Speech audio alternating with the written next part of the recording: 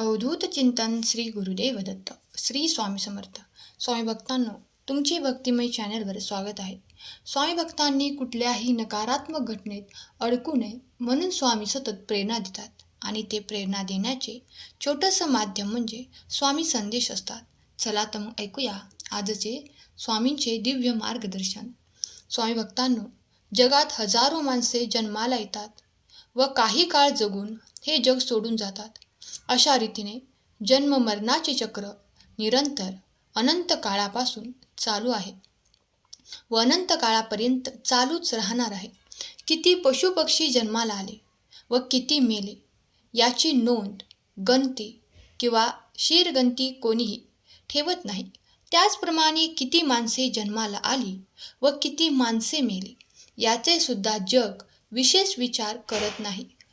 लोक काही क्षणभर म्हणतील हाय हाय, इतकेच म्हणून काहीच घडले नाही अशा थाटात आपल्या दैनंदिन कामाला लागतील. जगात जगतात सर्वच, आपण जगतात कसे यालाच जीवनात खऱ्या अर्थाने महत्त्व आहे. या दृष्टीने यशस्वी जीवन हे जग जे जगतात तेच खऱ्या अर्थाने जगतात असे म्हणता येईल. पण येथे असा प्रश्न निर्माण होतो की यशस्वी जीवन कशाला म्हणायचे? पैसा, सत्ता, संपत्ती आणि कीर्ती या जर सर्वांची जर प्राप्ती करून घेतली तरी सुद्धा त्याला यशस्वी जीवन असे म्हणता येणार नाही. म्हणून स्वतः सुखी होऊन इतरांनाही सुखी करण्याचे ज्यांनी अविरत प्रयत्न केले तेच खऱ्या अर्थाने त्यांचे जीवन त्यांनी यशस्वी केले असे म्हणता येईल. होय स्वामी भक्तांनो, माणूस जन्माला येतो आणि सामान्यपणे आयुष्यभर राम नाम न घेता किंवा राम नाम घेण्याची जास्तीत जास्त सवय टाळाटाळ करतात व एक अकस्मात दिवस येतो आणि राम म्हणतो व या जगाला कायमचा राम राम ठोकतो. जन्म व मरण याच्यामध्ये जे असतं ते जीवन. हे जीवन जगत असताना माणसाला एकच असते, ते म्हणजे जीवनात दुःख क्षणभर सुद्धा नसावे व ते दुःख आनंद अखंड व आनंदाने फुलून सुख असावे असे त्यांना मनापासून वाटते. आयुष्यात दुःखाचे क्षण कमी यावेत. जीवनात येणाऱ्या प्रत्येक क्षण हा सण रूपाने समोर यावा. परंतु प्रत्यक्षात मात्र त्याला जो अनुभव येतो तो नेमका याच्या उलट, एकदम विरुद्ध, सुखाचे आस बाळगणाऱ्या व दुःख टाळण्याचा अट्टहास करणाऱ्या या मानवाला सुखदुःखाच्या प्रमाणेच जो अनुभव येतो तो हा सुखाचे हसू आहेत क्षणभर तर दुःखाचे आसू आहेत. मग त्याचे प्रमुख कारण एकच, तो म्हणजे जीवन जगणे हे एक उत्कृष्ट कला आहे. याची जाणीव बहुसंख्य लोकांना नसते. संगीतात एकंदर सारे गमप धनिसा असे 7 स्वर आहेत व हे 7 स्वर सुरेख व कौशल्याने जो हाताळतो तो मधुर सुरेल असे संगीत साकार करतो. याच्या उलट हे 7 स्वर व्यवस्थितपणे व हुशारीने कसे हाताळायचे त्याचे ज्यांना ज्ञान नसते ते बेसूर संगीताला आमंत्रण देतात. अगदी त्याचप्रमाणे जीवनात जग, कुटुंब, शरीर, इंद्रिय, अंतर्मन आणि परमात्मा हे घटक असे 7ही सूर आहेत. हे घटक आपापल्या परीने महत्त्वाचे असून त्या प्रत्येक सुराला जीवनात अनन्यसाधारण असे महत्त्व आहे. जीवन संगीतातील जग हा पहिला आणि महत्त्वाचा सूर आहे. आपल्या जगावर व जगाच्या आपल्यावर सतत परिणाम होत असतो. जगाकडे, जीवनाकडे पाहण्याचा आपला जो दृष्टिकोन असतो त्या दृष्टिकोनाच्या माध्यमातून वरील परिणाम परस्परांवर होत असतात. दुर्दैवाने अशी लोके निगेटिव्ह असतात, निराशजनक असतात. स्वीकारल्याने जीवन संगीतातील हा पहिला स्वरच अत्यंत बेसूर होऊन जातो. लोकांना जीवन भयान, भकास व दुःखमय भासू लागते. असा खेळ भारतीय लोकांच्या फार पुरातन काळापासून बनलेला आहे. त्यामुळे भारतीय जीवन राहिले आहे. परिणामी प्रयत्न वादाकडे पूर्ण पाठ झाले. व दैववाद जनक झाला तर दृष्टिकोनाच्या पोटी जन्माला आलेले तर नवलच.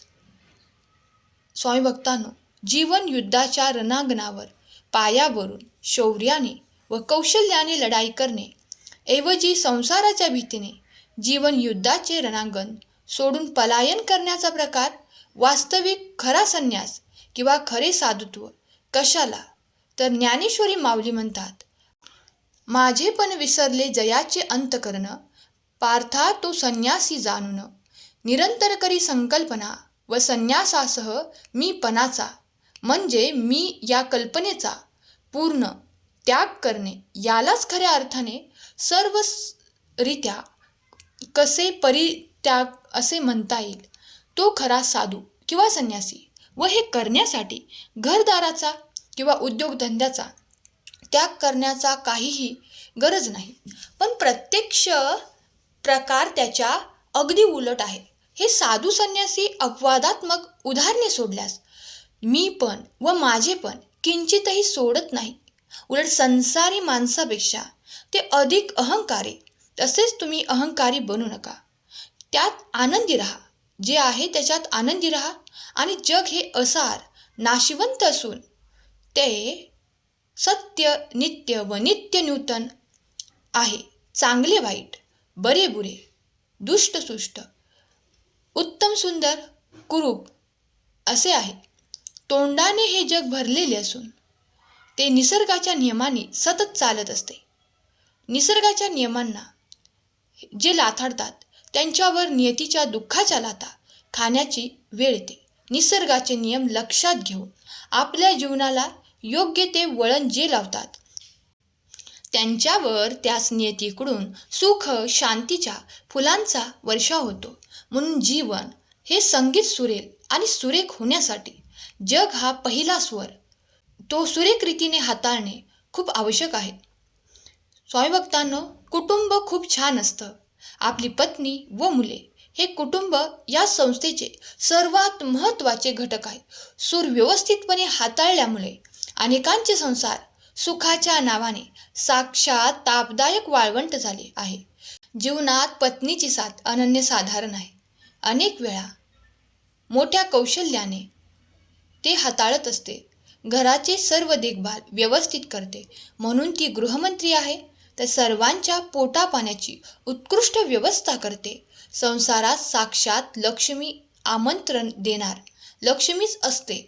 म्हणून ती अन्नमंत्री आहे. मुलांच्या शिक्षणाकडे लक्ष देते. म्हणून ती शिक्षण मंत्री आहे. तर सर्वांच्या आरोग्याची ती काळजी वाहते. म्हणून ती आरोग्य मंत्री आहे.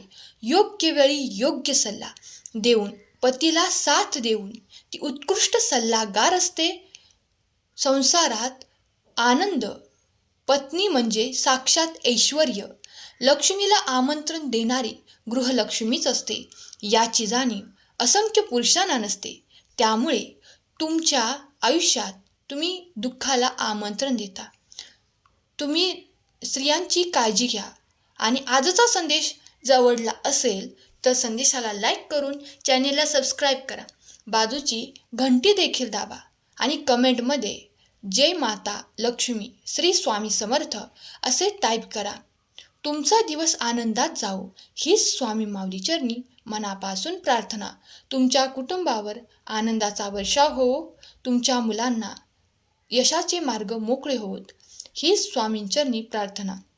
केलेली सेवा स्वामींचरणी अर्पण करते. आजचा हा संदेश शेवटपर्यंत ऐकल्याबद्दल धन्यवाद. श्री स्वामी समर्थ. जय जय स्वामी समर्थ.